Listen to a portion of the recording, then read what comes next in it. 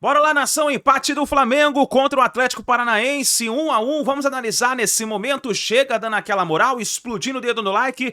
Vamos bater essa meta aí de 2.000 likes para esse vídeo. Compartilhe o vídeo no seu grupo do WhatsApp com o seu amigo flamenguista.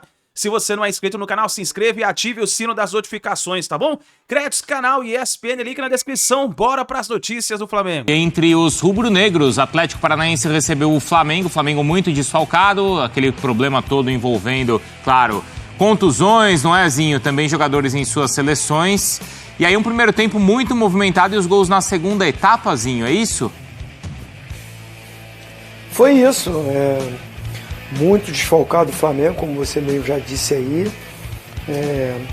Jogando na arena não é fácil, é um jogo muito complicado. O Atlético Paranaense é um dos times que, assim como mandante, é muito difícil ser batido. O trabalho do Cuca lá, time muito bem estruturado, organizado. O Fernandinho sendo sempre uma referência no meio campo.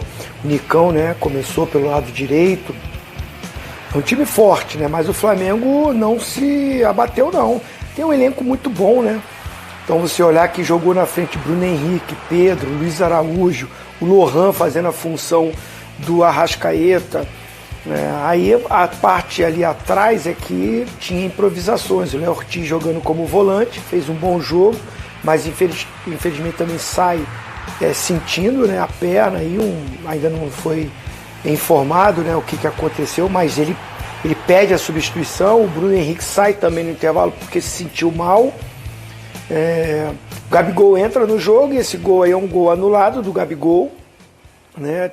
Teve aí a dúvida, a checagem, mas ele estava em posição irregular, espaço ali, né, milimétrico, só o VAR mesmo, né? E o Atlético nessa jogada aí chega ao seu primeiro gol, né? Que é um lance, aquela polêmica de sempre. A bola bate realmente na mão do Davi Luiz. Eu, particularmente, acho que ia ser muito difícil. O cara, né, é muito rápido o lance, o espaço é muito curto. O jogador do Atlético Paranaense, para mim, ele finaliza já até com intenção de chutar no braço do adversário, né? E aí vai pro VAR, a câmera ali entra, mostra ali a bola pegando na mão, é a regra. Eu discordo um pouco, né, porque o árbitro estava pertinho e não deu. Então a interpretação dele, para ele, não foi pênalti. Aí vai para o VAR, é um lance interpretativo, né? Mas pênalti, o Fernandinho bate muito bem, faz o gol, e aí vem a polêmica, porque o Flamengo, quando empata, é nos acréscimos. E o pessoal do Atlético Paranaense reclamou muito, né, do tempo de acréscimo. Não estava reclamando quando estava 0-0, né?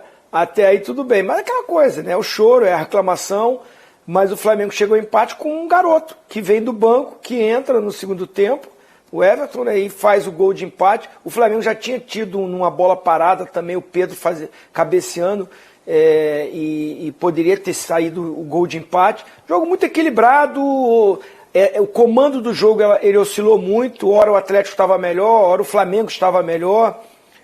Acho que é um resultado justo o empate, pelo que aconteceu no jogo.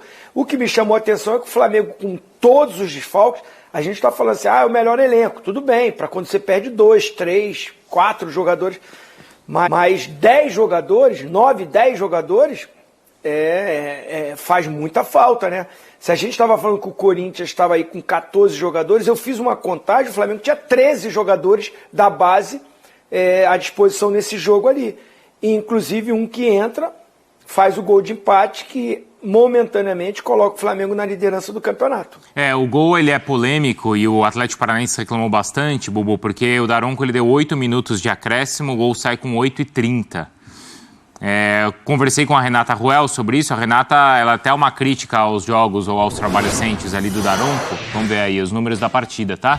Então a gente vê que foi um equilíbrio ali na posse de bola, finalizações aí o Furacão teve vantagem, mas o Flamengo com mais finalizações certas, as grandes chances ali, um equilíbrio também. Ações na área do rival e o Flamengo mais, né? 24 contra 15 e escanteios 9. E aí foram com 2 escanteios no final do jogo, como o Zinho falava, que o Flamengo levou muito perigo. Primeiro o Pedro fez uma grande defesa, como a gente viu, e depois fez o gol ali já nos acréscimos dos acréscimos.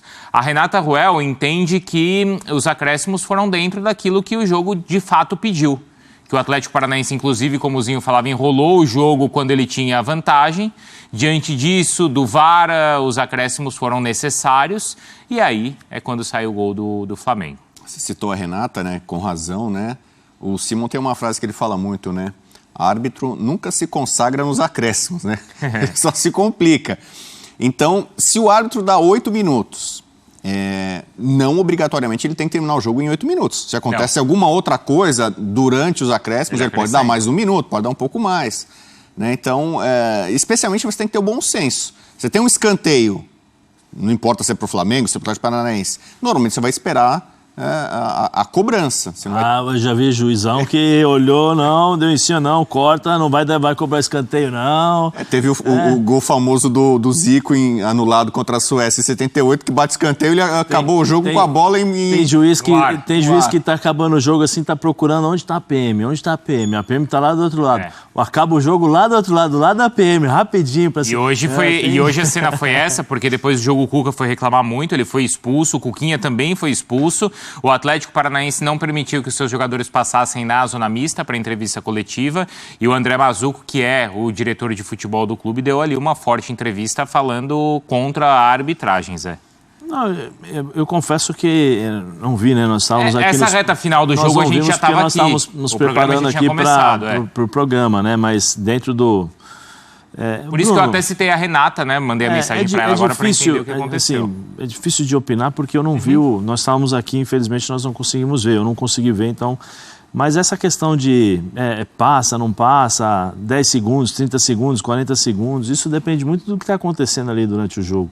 E tem árbitro que apita antes, tem árbitro que apita 10 segundos antes do tempo, tem árbitro que apita 15 segundos, 30 segundos antes, ou até às vezes 40 ou quase 1 minuto, porque o jogo está ali e ele não quer se complicar. Tem muito disso. Eu não sei o que passou na cabeça do Daronco, eu não vi, confesso, como eu falei aqui, não vi o final. A gente já estava aqui. Mas isso acontece. Acho que se o Daronco deu 30 segundos é porque deve ter acontecido alguma coisa ali que ele falou, não, acrescenta. Talvez uma bola, um escanteio ou uma falta que demorou para ser cobrada, alguma coisa assim, né? O Zinho, sobre... Zé, Fala, Zinho. Não, só para... Nesse período... Houve substituições também. Então você acrescenta, para segurar o jogo, para prender o jogo, entendeu? Assim, a reclamação, é claro, quem sofre, é claro que sempre vai ter a discussão. Como o Flamengo também, na hora do pênalti, houve muita reclamação, houve o protesto. Achou que o Davi Luiz não estava com... A ação dele não foi para impedir a bola, foi um movimento natural, ele tenta girar... Como eu falei, o lance foi muito rápido. Eu, particularmente, acho que esse tipo de pênalti tem que deixar para o árbitro dentro de campo. Não ia acontecer nada. O chute do jogador do Atlético Paranaense não ia acontecer nada. Para mim, o cara até força a jogada. Ele chuta, assim, até para tentar forçar que pegue no braço. Até me parece meio intencional. Mas houve reclamação também. Então... muitos escanteios, muita morosidade para bater uma bola. Então acaba que eu não gostei da arbitragem também, não. Eu fiquei muito concentrado nesse jogo. Achei confusa, em alguns momentos tendenciosa, né? Inversão de jogada. Escanteio para um lado não dava, falta para um lado, para o outro lado já não dava. Então, assim, muito sujeito à pressão do que o estádio se manifesta. E lá não é fácil, a arena. A acústica, a pressão, a cobrança, fica bem em cima mesmo. Não gostei. Eu achei a arbitragem um pouco até frouxa em algum momento do jogo. Mesmo o Daronco, que é um cara experiente, normalmente você imagina que o experiente não vai sentir esse ambiente. É isso, Zinho? Sim. Lances muito simples, né? Muito simples. No próprio primeiro tempo teve uma bola ali que o atleta do Flamengo ele é solado, a bola vai para escanteio e dá tiro de meta, aí a reclamação dá cartão, aí já do lado do Atlético Paranaense puxa um contra-ataque, recebe uma falta, vai uma pressão em cima e já não dá falta. Achei um pouco, como eu falei, sem essa personalidade para... E aí gera isso, os atletas, a comissão técnica, ele dentro do campo, né, nós fomos jogadores, a gente sente quando o cara não está com a convicção e toda a pressão que está em cima dele ele aceita. Então acontece com o Atlético Paranaense realmente, foi para cima, reclamou, passou 30 segundos, reclamou, houve as expulsões e houve essa colocação da direção do Atlético Paranaense, não deixando dar entrevista, revoltadíssimo, porque a vitória daria liderança para o Atlético Paranaense. Exato. E aí a gente tá vendo que no final do jogo, o time que quer ter essa vantagem também não pode deixar 2 jogadas aéreas assim, não é, Bubu?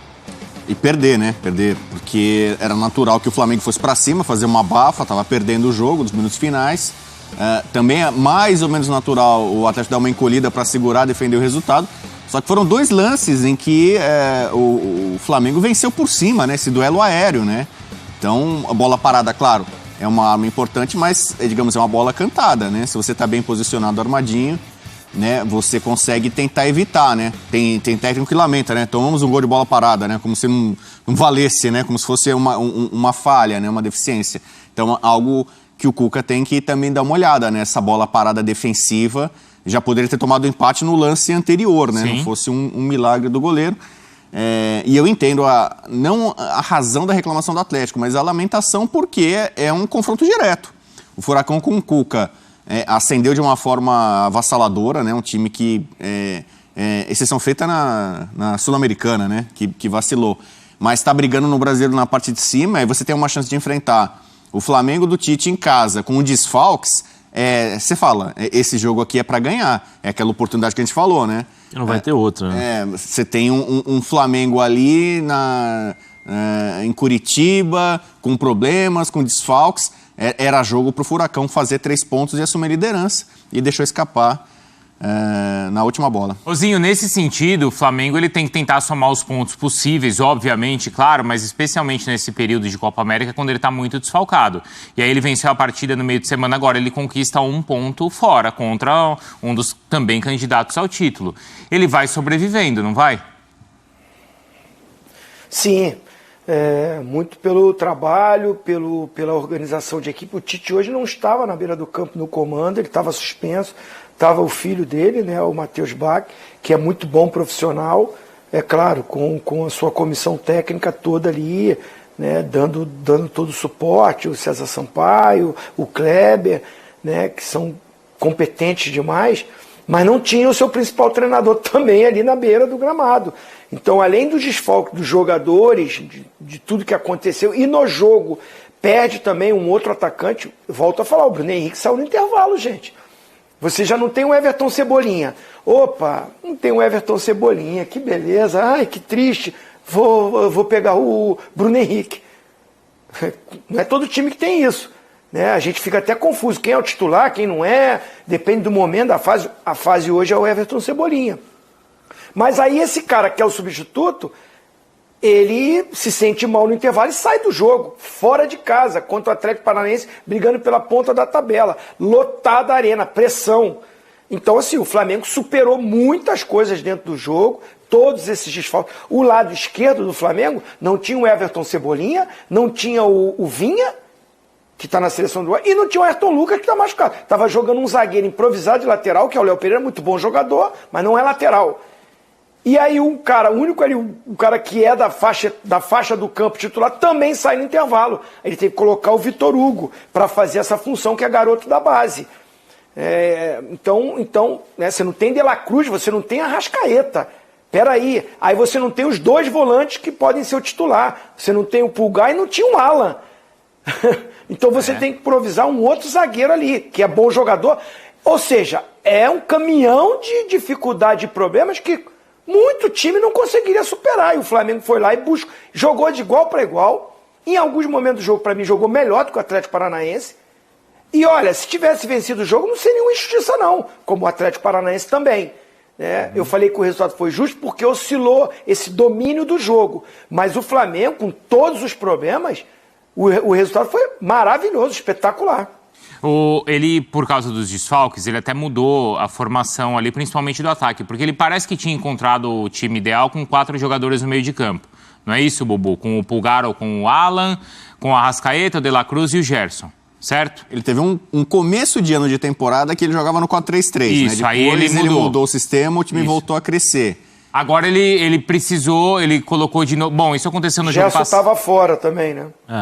E agora, desde o jogo passado, por causa também de uma contusão, ele colocou o Luiz Araújo, que foi decisivo na última partida, e hoje ele começou com o Luiz Araújo, com o Pedro e com o Bruno Henrique. Foi a forma que deu certo contra o Grêmio no jogo anterior, né? O Gerson estava jogando bem aberto na direita, mas pela necessidade acabou trazendo para o meio campo e botou o Luiz Araújo, que fez por merecer, de acordo com o que ele fez no Maracanã na rodada anterior.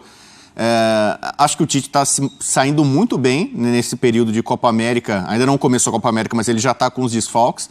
Desde o começo do ano, todo mundo no Flamengo já falava sobre isso, a Copa América, o efeito. Marcos Braz reclamando, o Getúlio reclamando, tal. Já sabia que pelo menos durante 9 rodadas o Flamengo ia ficar muito desfalcado. E nesses 2 jogos, contra o Grêmio e contra o Furacão, não são jogos simples, o Grêmio jogou bem também no Maracanã, e hoje o Furacão fez uma partida de alto nível, competitiva. Difícil de jogar lá, hein? É difícil jogar lá. Se pensar assim, se o Flamengo e o Tite conseguirem passar por essa Copa América, mantendo o Flamengo no topo, se não líder ali, ou com pontuação igual, similar, próxima, a chance do Flamengo ganhar esse Campeonato Brasileiro é enorme. Porque o grande adversário, não é que, claro, o grande adversário são outros times, mas esse período, essa janela, entre aspas, da Copa América, para o Flamengo era algo muito prejudicial. Se ele consegue passar por esse período, e começou muito bem, 2 rodadas que não eram simples, e ele pontuou bem, e a gente está vendo a tabela de momento, continua ali em cima, depois do restante do campeonato, em tese, tudo ficaria ainda mais fácil para o time que tem, reconhecidamente, o melhor elenco do Brasil e, na minha opinião, da América do Sul. Ele vai jogar com o Bahia na quinta-feira e no domingo clássico contra o Fluminense. Olha só que clássico importante, então, no Maracanã no próximo domingo. Domingo que vem promete o nosso programa também aqui, hein, Zinho? Pra gente falar bastante também sobre o Fla-Flu. Vou me preparar. Bom, vocês todo domingo se preparam. Não falei isso em tom de cobrança, tá, Zinho? Já mandei a foto pra ele tava duvidando. Mandou? Já mandei a foto pra ele, 87. Ah, espetacular. Vamos ouvir o pessoal. Vamos ouvir o pessoal lá do Flamengo, e daqui a pouco vamos ouvir do Zinho, do Zé Elias e do Rodrigo Bueno, no caso do Dudu também. Eu quero saber como os 3 acompanharam essas últimas, em 24 horas.